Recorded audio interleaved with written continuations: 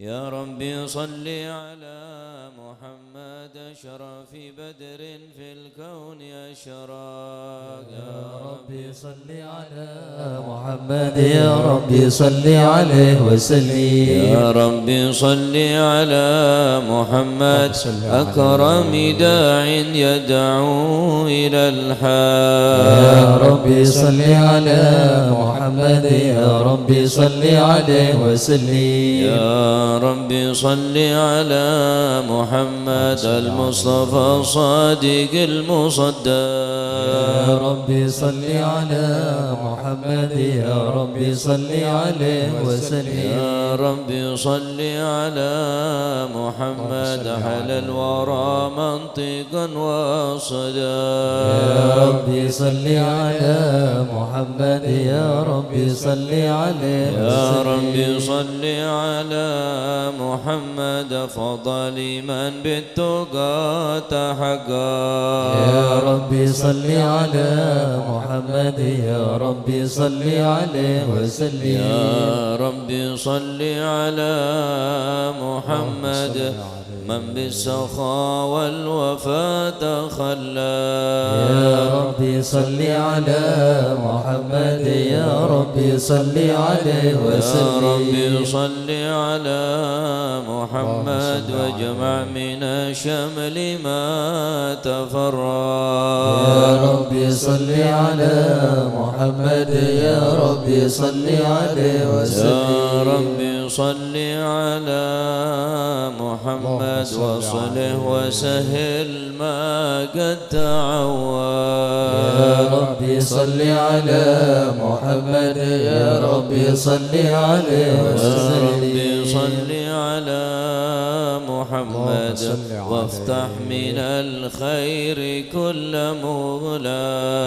يا ربي صل على محمد يا ربي صل عليه يا وسلم. ربي صل على محمد وآله ومن بالنبي تعلى. يا ربي صل على محمد يا ربي صل عليه يا وسلم. ربي صل على محمد وآله ومن للحبيب عشا.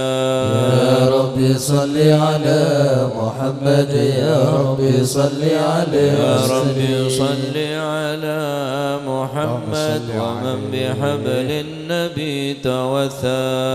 يا ربي صل على محمد يا ربي صل عليه يا ربي وسلم. صل على محمد يا ربي صل عليه وسلم. يا ربي صل. الله لا إله إلا هو عليه توكلت وهو رب العرش العظيم. يا عظيم. إن الله وملائكته يصلون على النبي يا أيها الذين آمنوا صلوا عليه وسلموا تسليما. اللهم صل وسلم وبارك عليه. السلام عليك زين الأنبياء. السلام عليك. السلام عليك زين الأنبياء.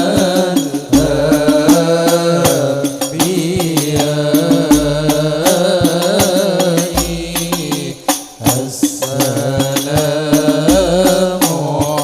عليك. السلام عليك أتقى الأتقياء.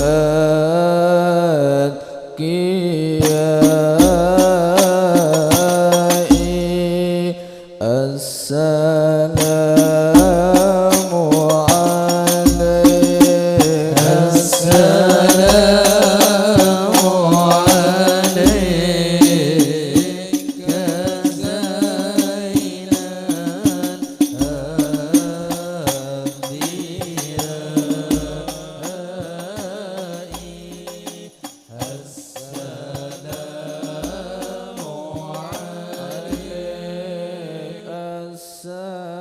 السلام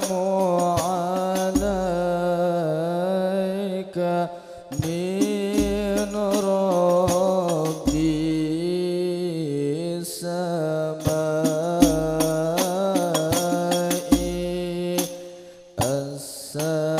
السلام عليك السلام عليك زين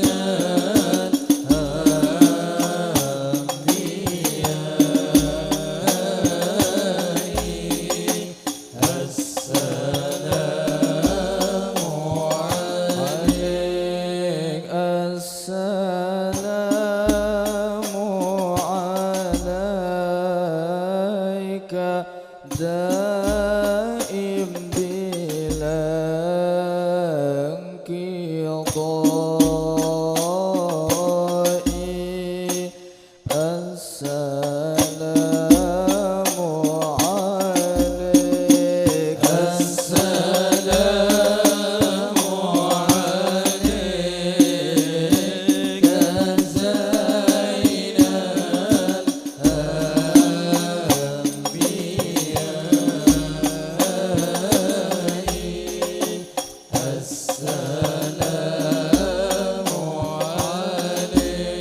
السلام عليك أحمد يا حبيبي صلى الله عليه السلام عليك زين الأنبياء صلى الله عليه السلام عليك طه يا طبيبي صلى الله عليه السلام عليك زين الأنبياء صلى الله عليه السلام عليك يا مسكي وطيبي صلى الله عليه السلام عليك زين الأنبياء صلى الله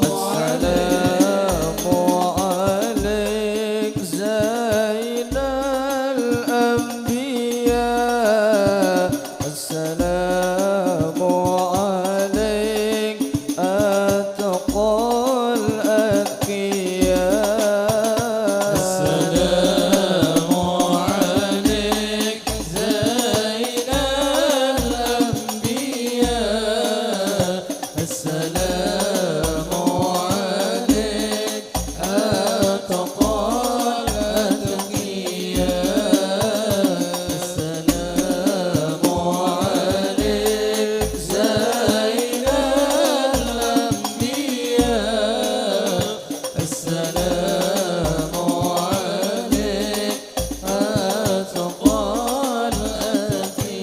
الأتقياء السلام عليك يا خير الأنام السلام عليك يا بدر التمام السلام عليك يا خير الأنام السلام عليك يا بدر التمام السلام عليك يا نور الظلام السلام عليك السلام عليك السلام عليك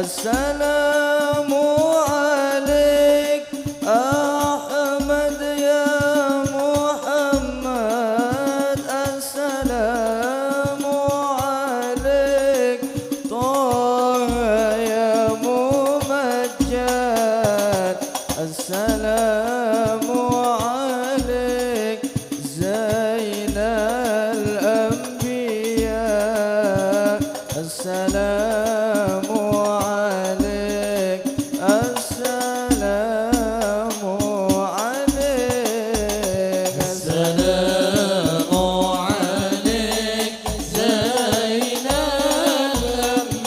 الأنبياء السلام عليك أتقى الأنبياء السلام عليك زين الأنبياء السلام عليك أتقى الأنبياء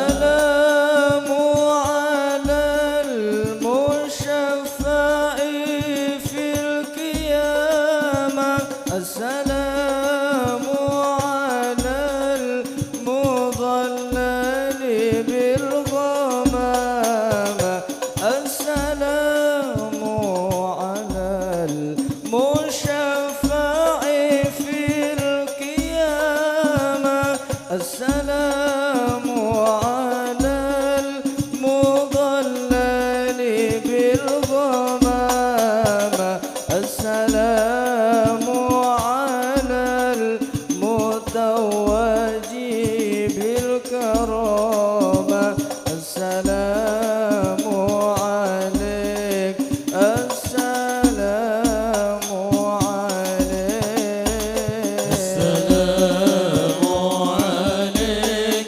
زين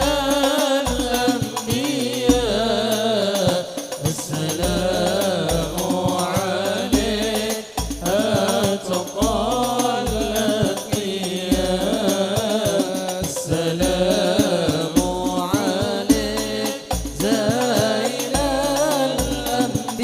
الأنبياء السلام عليك أتقى الأتقياء اللهم صل وسلم وبارك عليه اللهم صل وسلم وبارك عليه وعلى آله. بسم الله الرحمن الرحيم.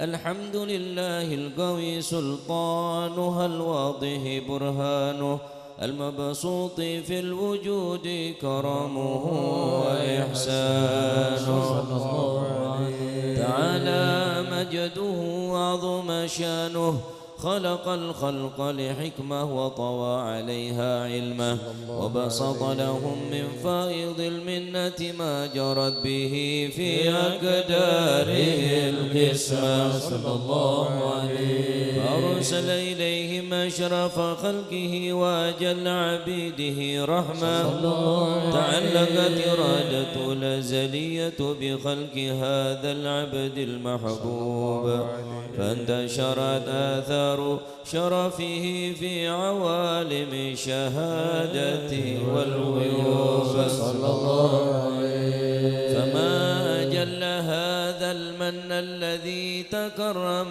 به المنان وما أعظم هذا الفضل الذي برز من حضرة الإحسان صورة كاملة ظهرت في هيكل محمود فتعطرت بوجودها كناف الوجود وطرزت برد العوالم بطراز التكريم اللهم صل وسلم أشرف الصلاة والتسليم على سيدنا ونبينا محمد الرؤوف الرحيم اللهم صل وسلم وبارك عليه اللهم صل وسلم وبارك عليه تجلى الحق في عالم قدسه الواسع تجليا قضى بانتشار فضله في القريب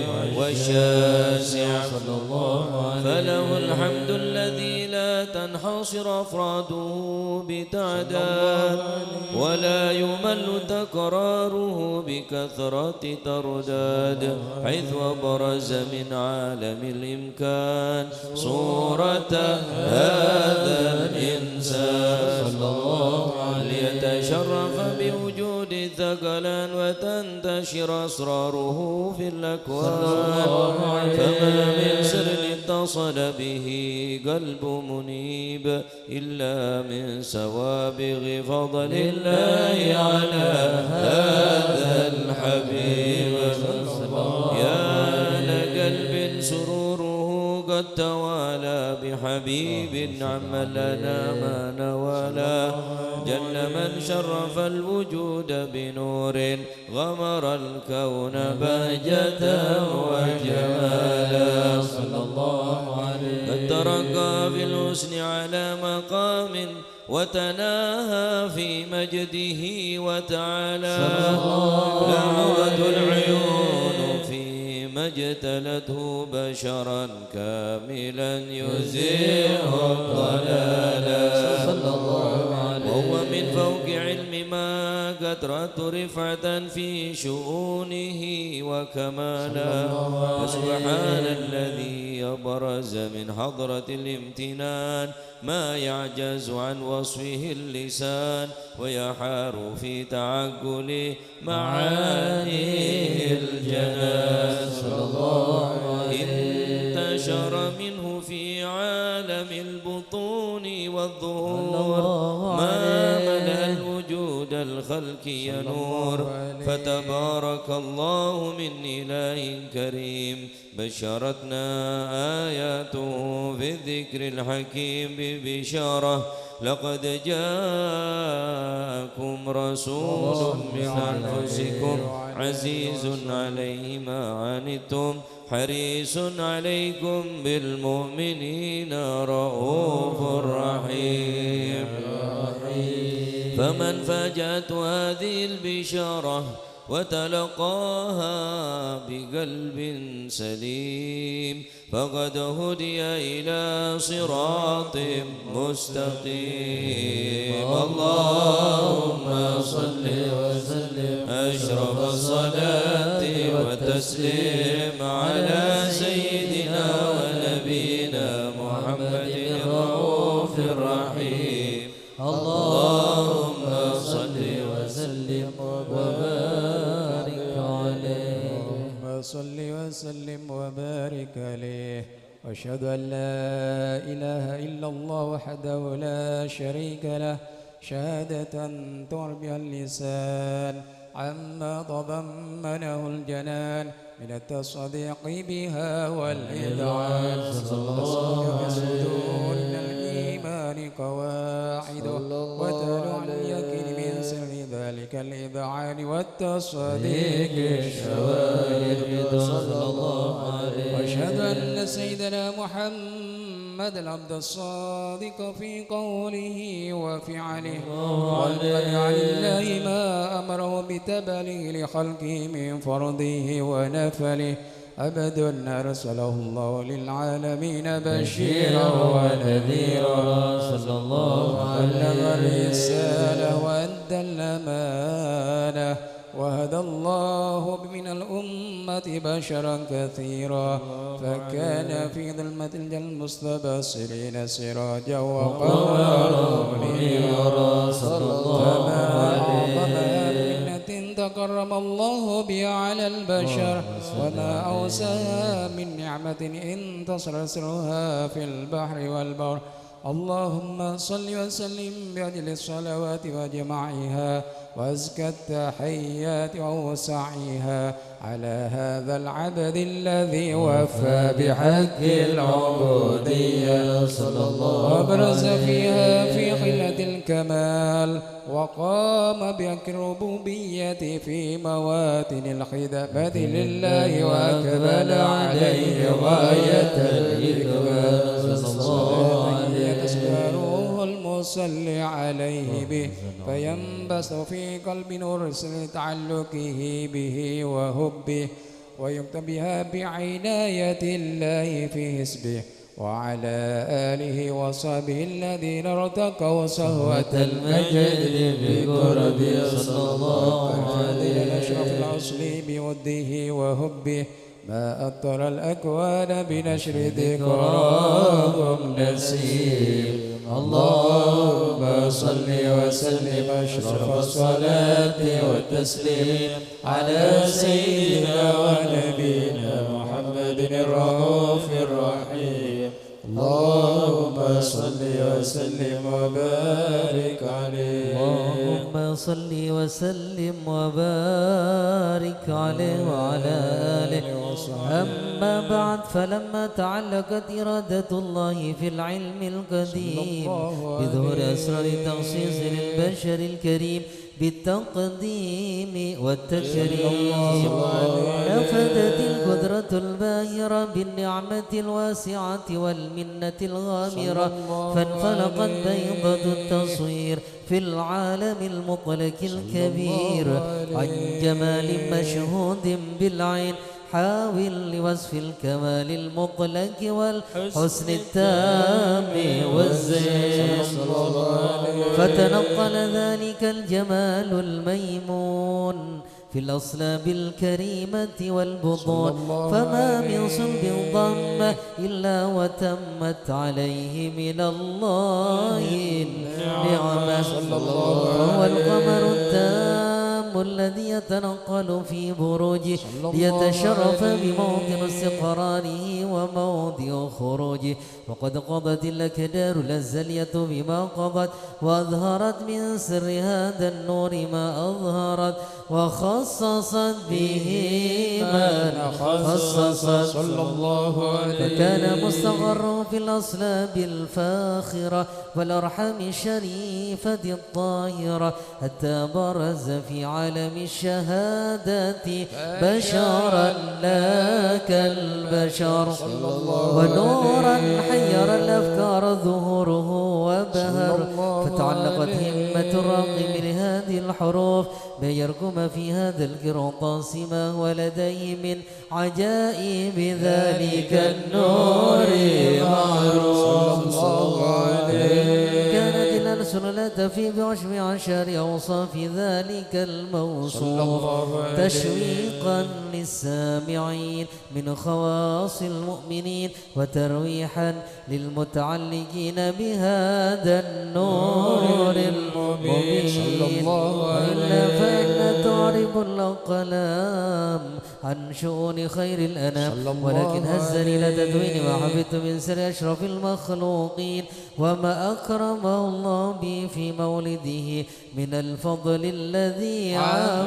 العالمين وبقيت رايته في الكون منشورة على مر الأيام الشهور والسنين داعي التعلق بهذه الحضرة الكريمة ولاعج التشوق إلى سماء أوصافها العظيمة ولعل الله ينفع به المتكلم والسامع ويدخلني في شفاعة هذا النبي الشافع ويتروحني بروح ذلك النعيم اللهم صل وسلم أشرف الصلاة والتسليم على سيدنا ونبينا محمد الرؤوف الرحيم اللهم صل وسلم وبارك عليه يا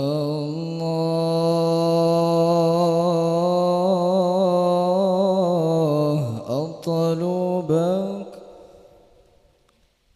يا خير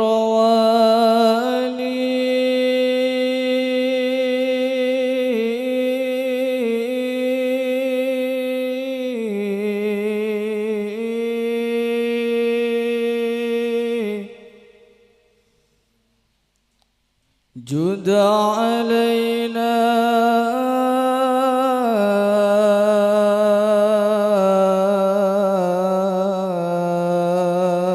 بأكبر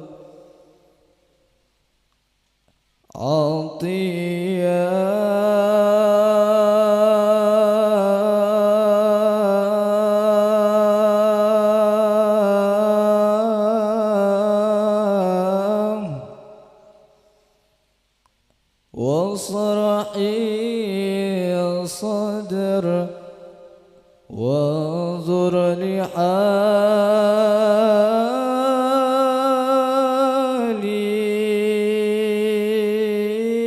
لحالي واختمي العمر يا الله بالإيمان يا الله أطلبك يا خير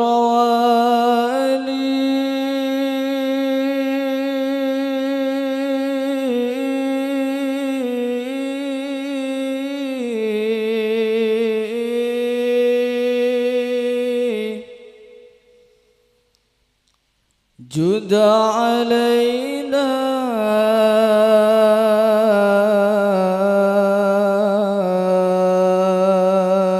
بأكبر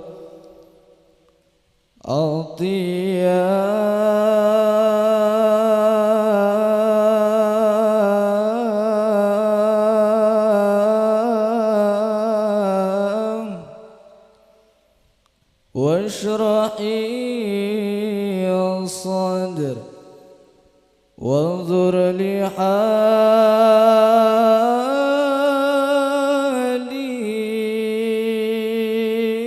لحالي واختمي العمر يا الله بالإيمان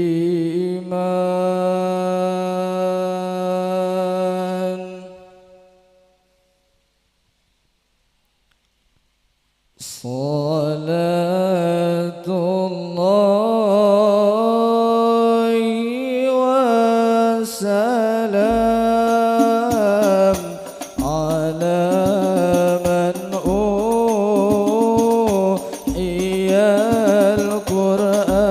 القرآن وآل بيته الكرام وصحبه ذوي القرآن صلاة الله وسلام على من أوحي القرآن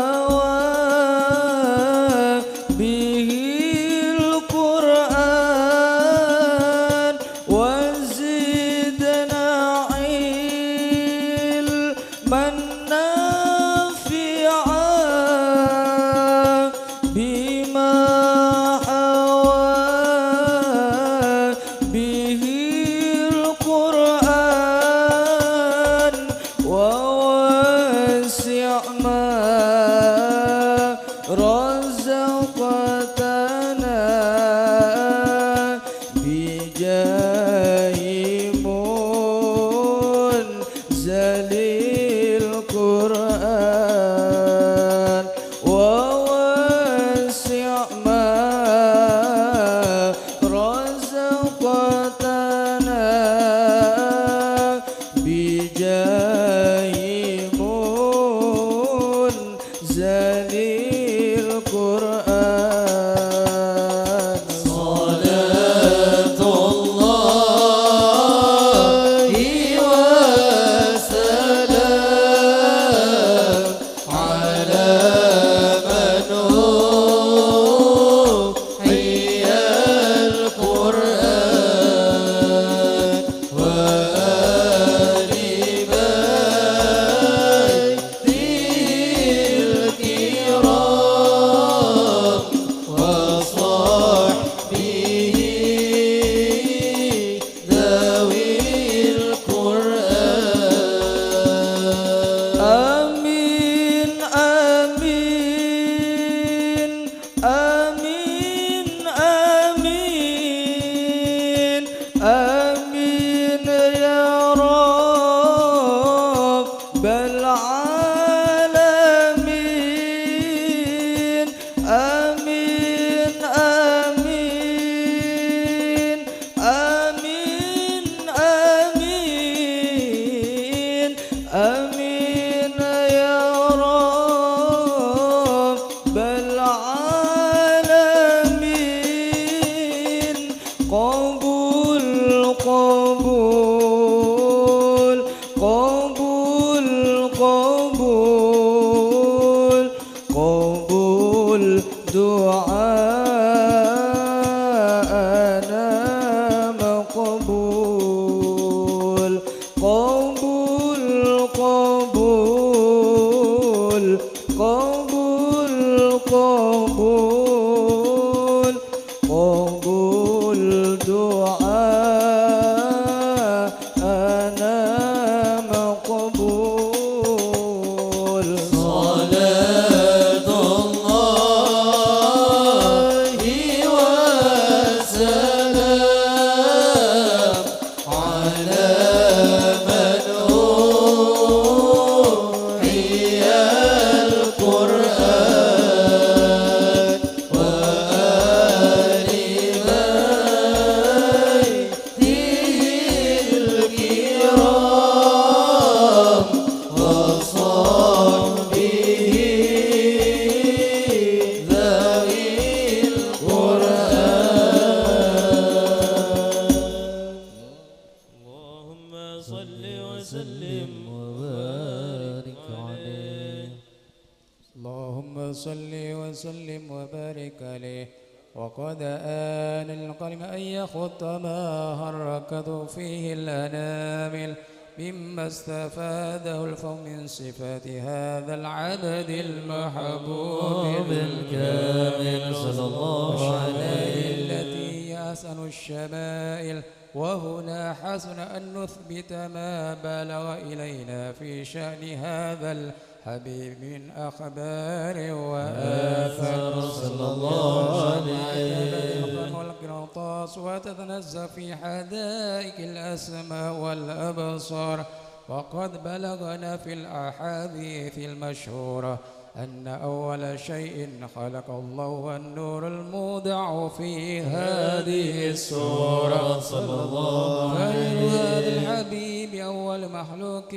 برز في العالم ومنه تفرع الوجود خلقا بعد خلق فيما حدث وما تقادم صلى الله وقد عليه أخبر عبد الرزاق بسند عن جابر بن عبد الله الأنصاري رضي الله عنهما قال قلت يا رسول الله بأبي وأمي أخبرني أن أول شيء خلق الله قبل الأشياء قال يا جابر إن الله خلق قبل الأشياء نور نبيك محمد صلى الله عليه وسلم من نوره صلى الله وقد ورد من عليه حديث أبي هريرة رضي الله عنه أنه قال قال رسول الله صلى الله عليه وسلم كنت أول النبيين في الخلق وآخرهم وآخرهم في البعث صلى الله عليه الآيات بأنه أول الخلق وجودا وأشرف مولودا صلى الله ولما عليه كانت السعادة الأبدية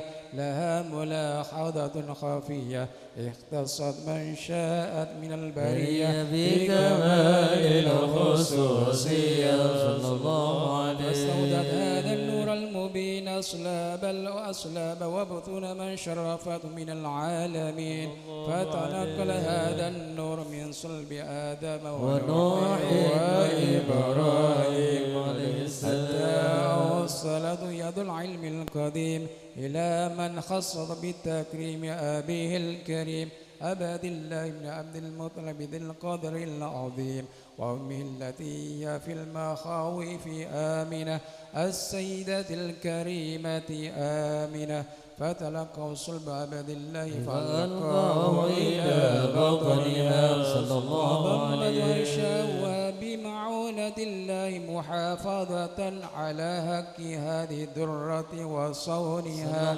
وحملا برعاية الله كما ورد عنها حملا خفيفا لا تجد له ثقلا صلى الله ولا عليه تشكو منه علما ولا عائلا حتى مر الشهر بعد شهر من حمله وقربت بروزي إلى عالم الشهادة لتنبسط على أهل هذا العالم فيوضات فضله وتنتشر في آثار مجده الصميم اللهم صل وسلم أشرف الصلاة والتسليم على سيدنا ونبينا محمد الرؤوف الرحيم اللهم صل وسلم وبارك اللهم صل وسلم وبارك عليه وعلى آله ومنذ علقت بهذه الدرة المكنونة والجوهرة المصونة والكون كله يصبح ويمسي في سرور وابتهاج بقرب ظهور شراك هذا السراج والعيون متشوفة إلى بروزه متشوقة إلى التقاط جواهر كنوزه وكل دابة لقريش نطقت بفصيح العبارة معلنة بكمال البشارة وما من حامل حملت في ذلك العام إلا أتت في حملها بغلام من بركات وسعادة هذا الإمام ولم تزل الأرض والسماوات متضمخة بعطر الفرح بملاقاة أشرف البريات وبروزه من عالم الخفاء إلى عالم الظهور بعد تنكله في البطون والظهور وترى الله في الوجود بهجة التكريم وبسط في العالم الكبير مائدة التشريف والتعظيم ببروز هذا البشر الكريم اللهم صل وسلم أشرف الصلاة والتسليم على سيدنا ونبينا محمد الرؤوف الرحيم اللهم صل وسلم وبارك عليه الله يا الله الله الله يا الله الله الله يا الله والصلاة على خير حميد ومحمود خير حميد ومحمود الله الله يا الله الله الله يا الله الله الله يا الله والصلاة على خير حمود ومحمود خير حميد ومحمود الله الله يا الله الله الله يا الله الله الله يا الله والصلاة على حماد خير حامد ومحمود خير حامد ومحمود الله الله يا الله الله الله يا الله الله الله يا الله والصلاة على حماد خير حامد ومحمود خير حامد ومحمود في رجب كم عجائب كم مواهب وكم جود كم مواهب وكم جود عرج المصطفى به خير حامد ومحمود خير حامد ومحمود الله الله يا الله الله الله يا الله الله الله يا الله والصلاة على حماد خير حامد ومحمود خير حامد ومحمود في رجب كم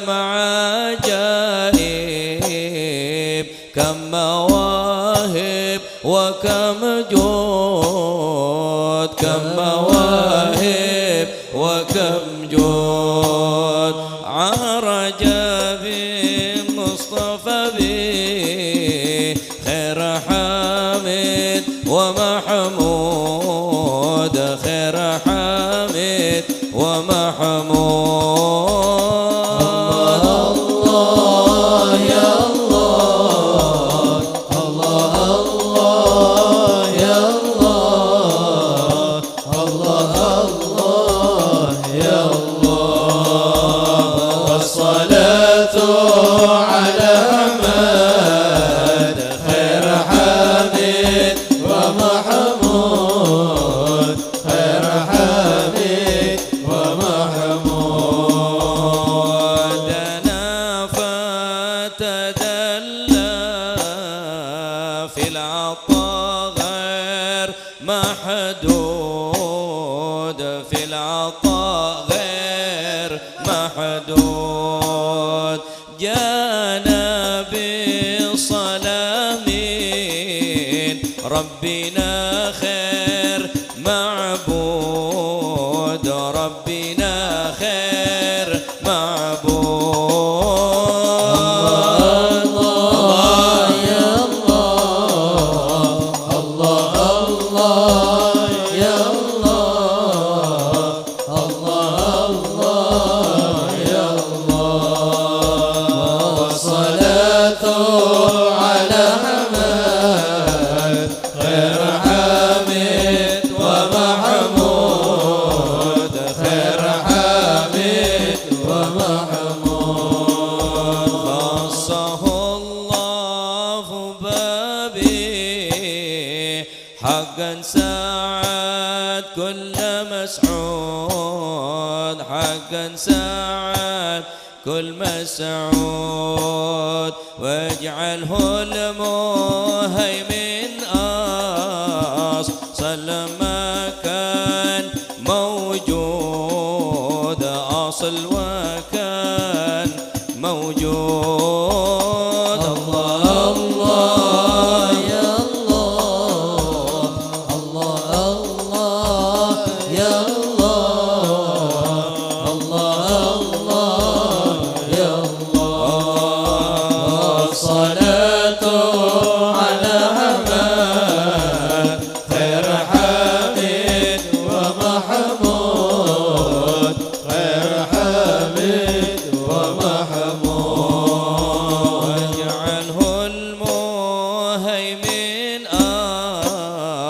أصل ما كان موجود أصل ما كان موجود وهو أصل الممدود والكون بالله ممدود والكون بالله ممدود الله يا الله الله يا الله الله يا الله الصلاة على أحمد خير حبيب ومحمود خير حبيب ومحمود وهو أصل المدى والكون بالله ممدود والكون بالله ممدود والصلاة على حماد خير حامد ومحمود خير حامد ومحمود الله يا الله الله يا الله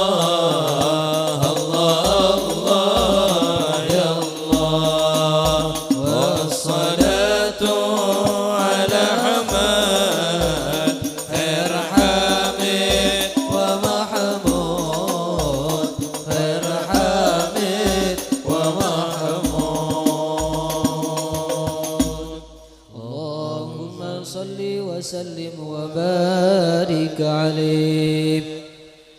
فحين قرب أوان وقت هذا الحبيب أعلنت السماوات والأرضون ومن فيهن بالترحيب وأمطار الجود الإلهي على أهل الوجود تثج وألسنة الملائكة بالتبشير للعالمين تعيد. سبحان الله الحمد لله ولا إله إلا الله والله أكبر. سبحان الله والحمد لله لا إله إلا الله والله أكبر. سبحان الله والحمد لله ولا إله إلا الله والله أكبر. والقدرة كشفت كنا هذا المستور ليبرز نوره كاملا في عالم الظهور نورا فاق كل نور. وأخذ الحق حكمه على من أتم الله عليه النعمة من خواص الأمة أن يحضر عند وضعه أمة تأنيسا لجنابها المسعود ومشاركة لها في هذا السمات الممدود. فحضرت بتوفيق الله السيدة مريم والسيدة آسية ومعهما من الحور العين من قسم الله له من الشرف بالقسمة الوافية. فأتى الوقت الذي رتب الله على حضوره وجود هذا المولود فانفلق صبح الكمال من النور عن عمود وبرز الحامد المحمود مذعنا لله بالتعظيم والسجود. صلى الله على محمد وسلم. صلى الله على محمد صلى الله عليه وسلم. اللهم صل على محمد. أشرق الكون ابتهاجا بوجود المصطفى أحمد ولأهل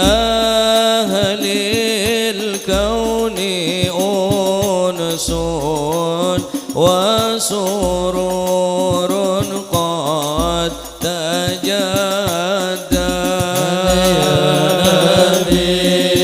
سلام عليك يا رسول سلام عليك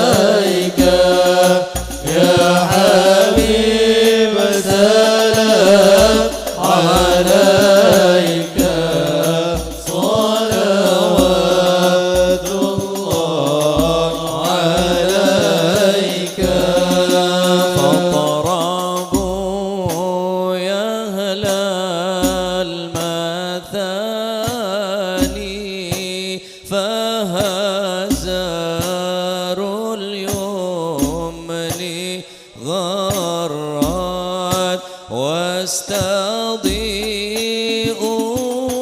بجمال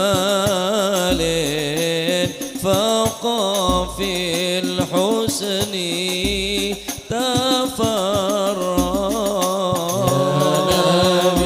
صلى الله عليه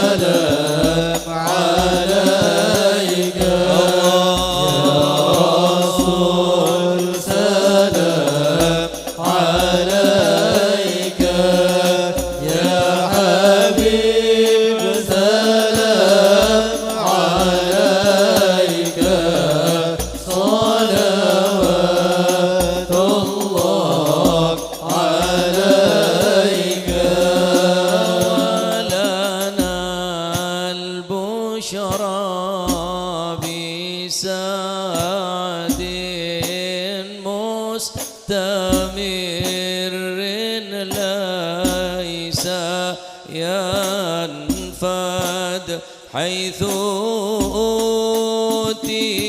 أوتينا عطاء جمع الفخر المؤبى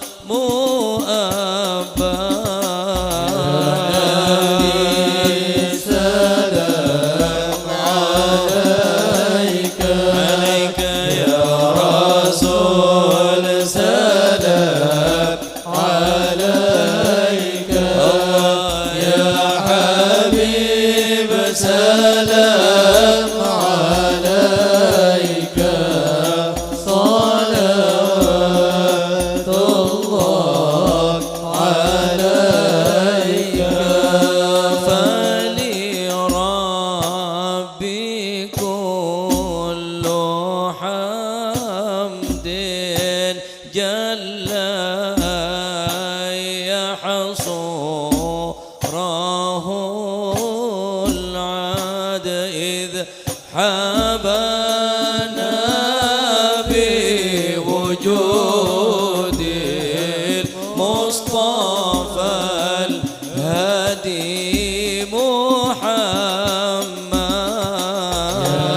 محمد سلام عليك يا رسول سلام عليك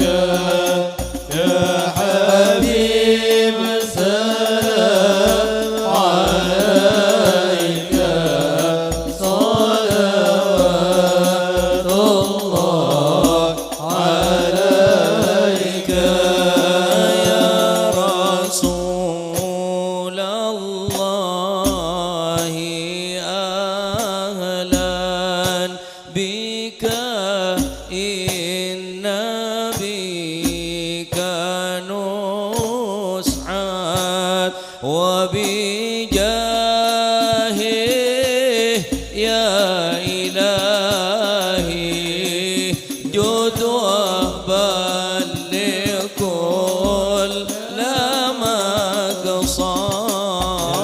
مقصد يا آمين عليك يا رسول سلام عليك يا حبيب سلام عليك صلوات الله عليك واهدنا نهجا سبيلي كي به نسعد ونرشد ربي بلغنا بجاهه في جوار خير مقعد آمين يا الله يا رب آمين يا رسول سلام عليك يا حبيب سلام عليك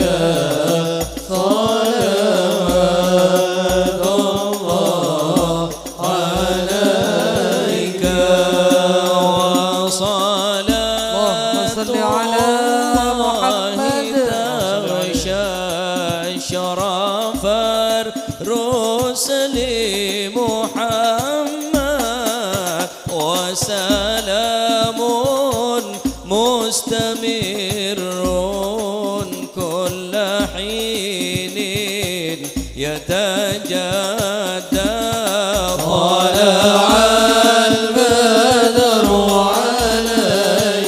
علينا ثنيات الوداع وجب الشكر علينا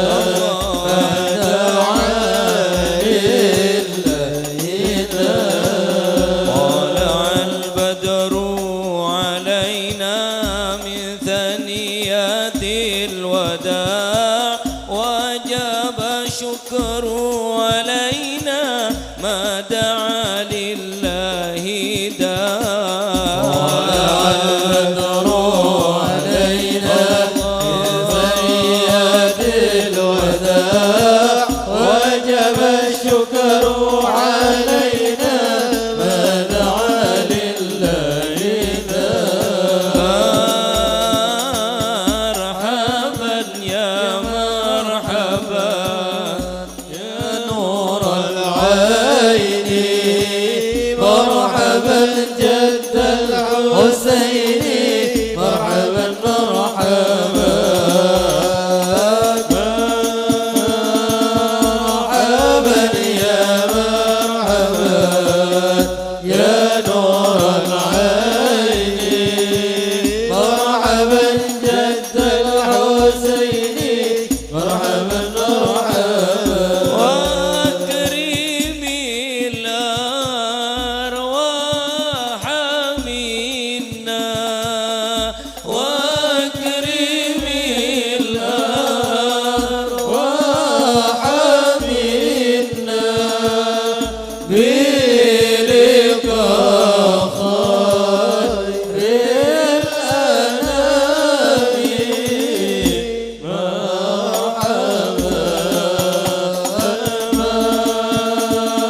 مرحبا يا مرحبا يا نور العين مرحبا جد الحسين مرحبا مرحبا على محمد صلى الله عليه وسلم صلى الله على محمد يا ربي صل وسلم يا نبي سلام عليك يا رسول سلام عليك يا حبيب سلام عليك صلوات الله عليك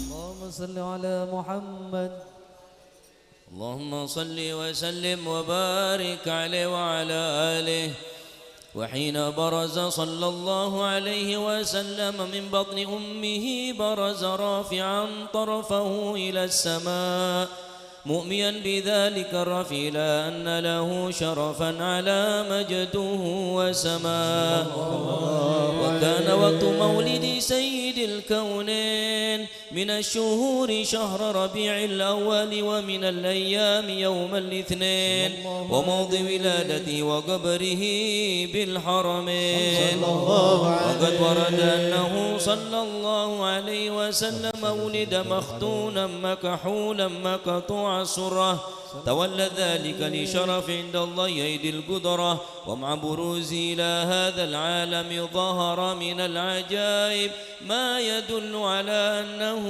أشرف المخلوقين وأفضل الحبائب صلى الله عليه وقد ورد عن عبد الرحمن بن عوف عن أم شفاء رضي الله عنهما قالت لما ولدت آمنة رضي الله عنها رسول الله صلى الله عليه وسلم وقع على يدي فاستهل فسمعت قائلا يقول رحمك الله أو رحمك ربك صلى الله عليه قالت الشفاء وأضاء له ما بين المشرق والمغرب حتى نظرت إلى بعض قصور الروم. قالت ثم البسته وادعته فلم انشب أن غشيتني ظلمة ورعب وقشعريرة عن يميني فسمعت قائلا يقول أين ذهبت به؟ قال إلى المغرب صلى الله عليه. وأسفر ذلك عني ثم عاودني الرعب والظلمة والقشعريرة عن يساري فسمعت قائلا يقول أين ذهبت به؟ قال إلى المشرق. قالت فلم يزل الحديث مني على بال حتى ابتعثه الله فكنت من أول الناس إسلاما. فكم ترجمت السنة من عظيم المعجزات وباهر الآيات البينات بما يقضي بعظم شرفه عند مولاه وأن عنايته في كل حين ترعاه وأنه الهادي إلى صراط مستقيم. اللهم صل وسلم أشرف الصلاة وتسليم على سيدنا ونبينا محمد الرؤوف الرحيم. اللهم صل وسلم وبارك عليه. بسم الله والحمد لله والصلاة والسلام على سيدي رسول الله محمد بن عبد الله وعلى آله وصحبه ومن والاه ولا حول ولا قوة إلا بالله. وكان فضيل بن عياض رحمه الله تعالى يقول من لم يكن في أعماله أكيس من ساحر وقع في الرياء.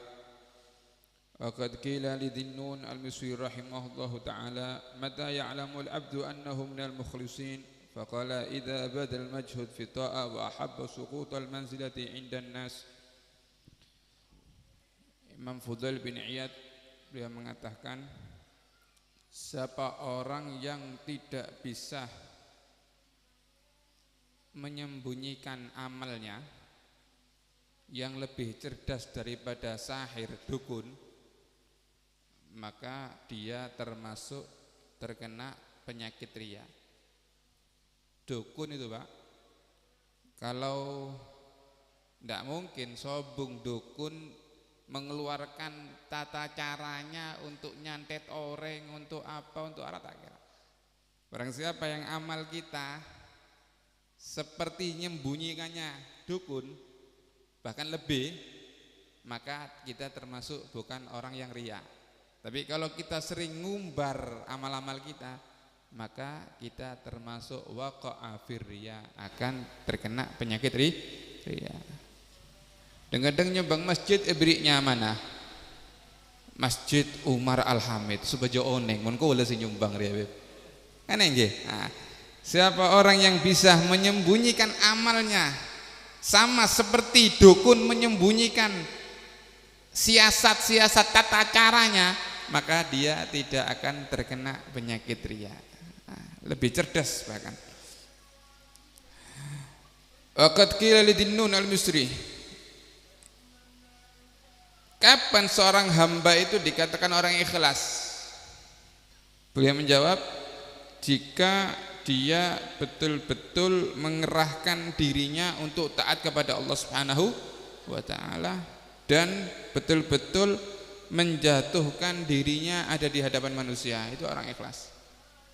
Contoh-contoh seperti hujan kayak gini, iki rada abot asine Pak. Budala bonda, budala bonda, budala bonda. Kalau kita kerahkan diri kita betul-betul untuk niat untuk hadir majelis maulid, maka kita termasuk orang-orang yang jauh daripada riya.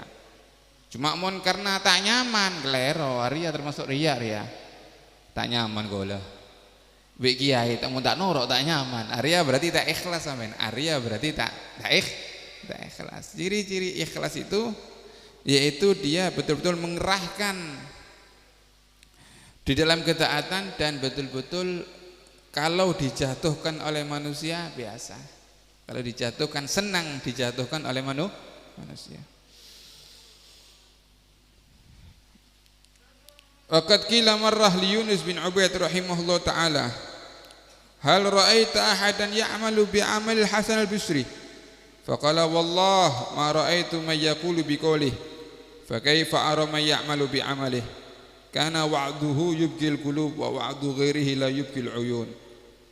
Pernah dikatakan, apakah kamu pernah melihat orang yang beramal seperti amalnya Imam Hasan al-Basri?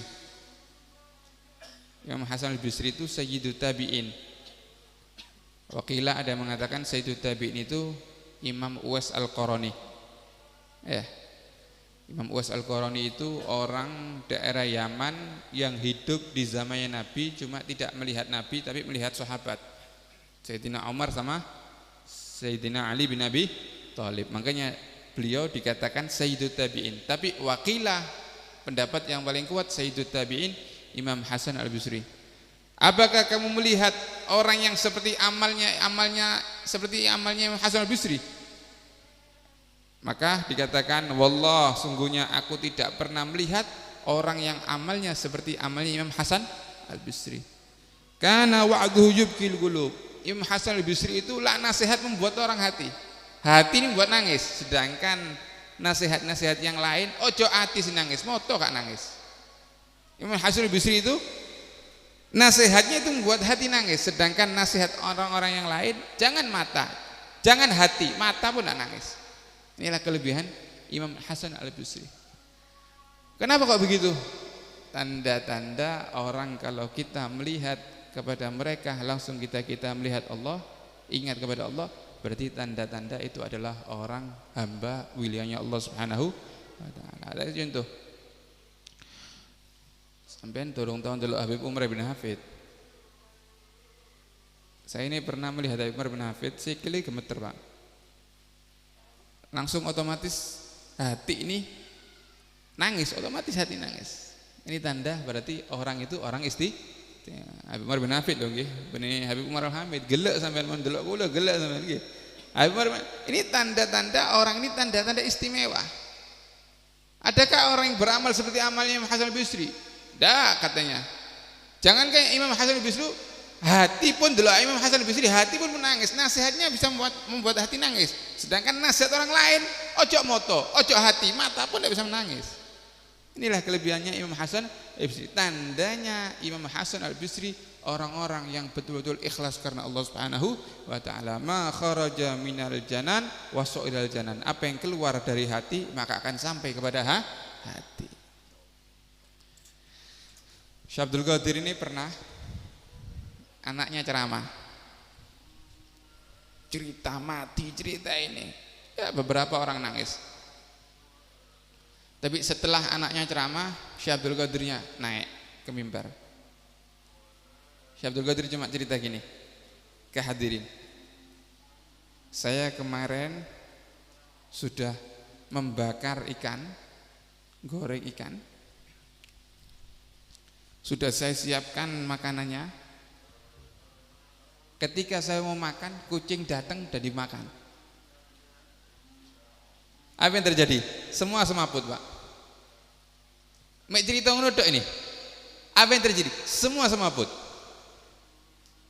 Akhirnya anaknya bingung. Semaput sana menangis, sana semaput, saya menangis. Karena apa? Orang-orang mikir bahwa sekarang kita beramal, kita apa? Takutnya nanti mati su'ul khotimah. Cuma Syekh Abdul Qadir cerita begitu dok, semua banyak yang semaput, ada yang pingsan, ada yang semaput, ada yang menangis. Anaknya bingung, ya Walid, bapak, aku ceramah mati, tapi kok ono siji loro sing nangis. Tapi kamu cerita tentang ikan yang dimakan, tapi kenapa kok semua sampai semaput? Katanya Syekh Abdul Qadir, ikhlaskan hati kamu, maka manusia akan ikut kepada kamu. Ikhlaskan hati kamu, maka manusia akan ikut kepada ma kharaja minal janan wa sala ilal janan. Apa yang keluar dari hati akan sampai kepada hati. Ya, mudah-mudahan kita termasuk orang yang ikhlas karena Allah Subhanahu wa taala ya.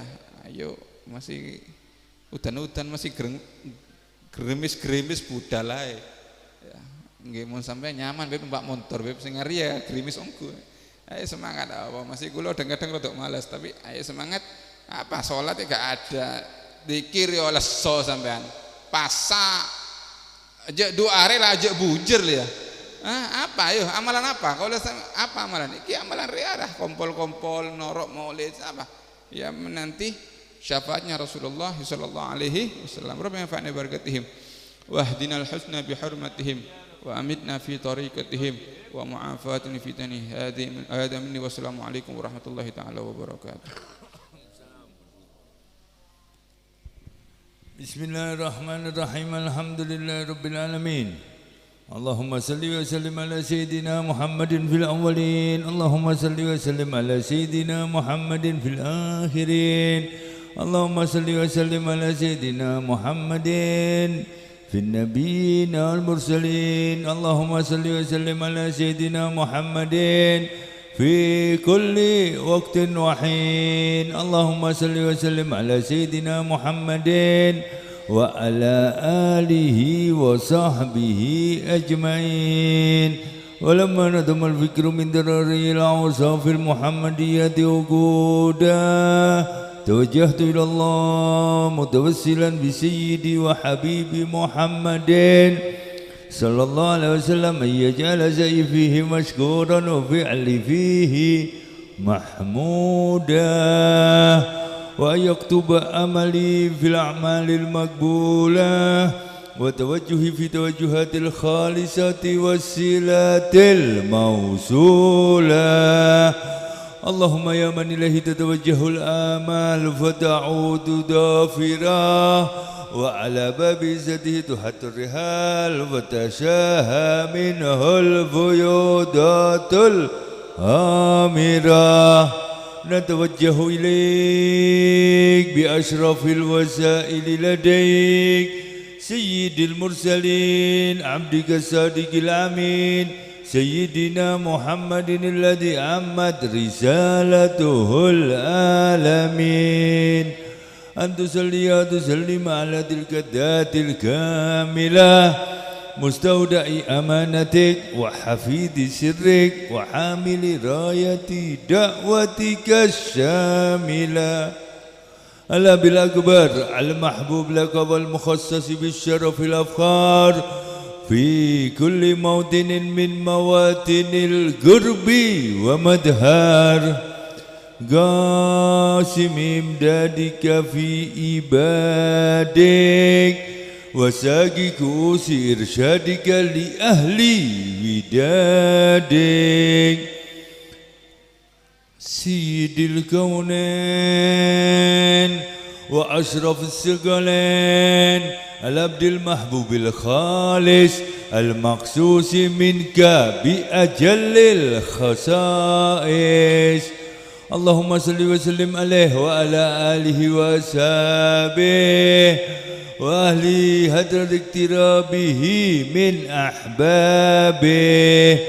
اللهم إنا نقدم إليك جاه هذا النبي الكريم ونتوسل إليك بشرف مقامه العظيم أن تلاحظنا في حركاتنا وسكناتنا بعين عنايتك وأن تحفظنا في جميع أدوارنا وتقلباتنا بجميل رعايتك وحسين وقايتك وأن تبلغنا من شرف القرب إليك وإلى هذا الحبيب غاية آمالنا وتتقبل منا ما تحركنا فيه من نياتنا وأعمالنا وتجعلنا في هدرة هذا الحبيب من الحاضرين وفي طرائق اتباعه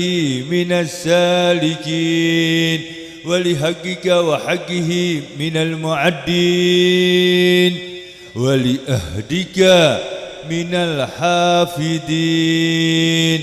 اللهم إنا لنا أدماء في رحمتك الخاصة فلا تحرمنا ودنونا جميلة هي وسيلتنا إليك فلا تخيبنا. آمنا بك وبرسولك وما جاء به من الدين وتوجهنا به إليك مستشفين أن تقابل المذنب منا بالغفران والمسيء والسائل والمعمل بما عمل، وأن تجعلنا ممن نصر هذا الحبيب ووازره وواله وداهره، وأما ببركاته وشريف وجاده أولادنا ووالدينا وأهل قدرنا ووادينا وجميع المسلمين والمسلمات والمؤمنين والمؤمنات في جميع الجهات، وادم راية الدين القويم في جميع الأقطار منشورا، ومعالم الإسلام والإيمان بأهلها معمورا معنى، واكشف اللهم كربة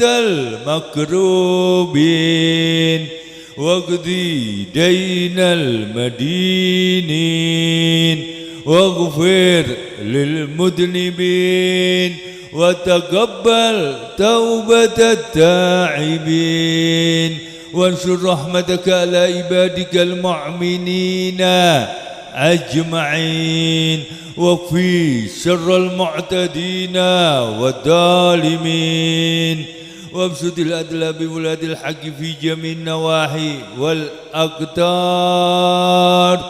وأيدهم بتأييد من عندك ونصر على المعاندين من المنافقين والكفار، واجعلنا يا ربي في الحسن الحسين من جميع البلايا، وفي الحرز المكين من الذنوب والخطايا، وادمنا في العمل بذاتك والصدق في خدمتك قائمين، وإذا توفيتنا فتوفنا مسلمين مؤمنين، واختم لنا منك بخير أجمعين، واختم لنا منك بخير، واختم لنا منك بخير أجمعين، وصلي وسلم على هذا الحبيب المحبوب للأجسام والأرواح والقلوب،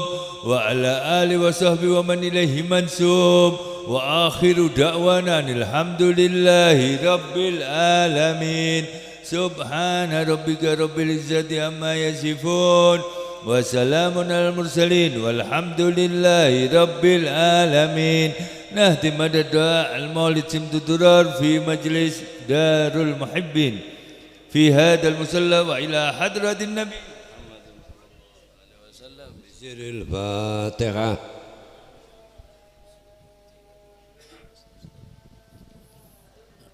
Cek Peleman Dr. Kabi dari saja.